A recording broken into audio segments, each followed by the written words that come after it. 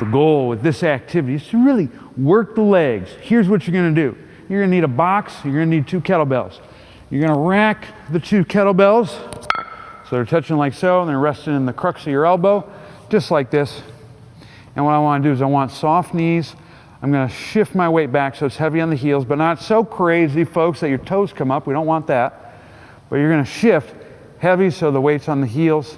From here, you want a subtle hip tuck. Exhale. I'm pushing the elbows forward so I can shift my weight back even further. From here, you're going to push the knees forward, drop straight down. You can either do a dead stop on the box, depending on what you're going for, and then come up, or I can just tap and come up that way. I'm going to inhale on the down, exhale on the up. You should feel quads and glutes working. It's going to look like this.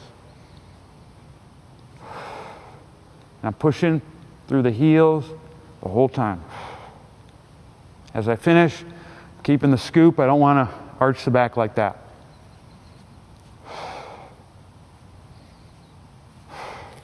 When you watch this bad boy from the front, I'm talking about the squat, not this bad boy. But when you do it, you want to make sure the knees stay centered over the legs. They're not bowing in like this or going way out. It's knees forward, butt down. And that's how it's done. Give it a shot.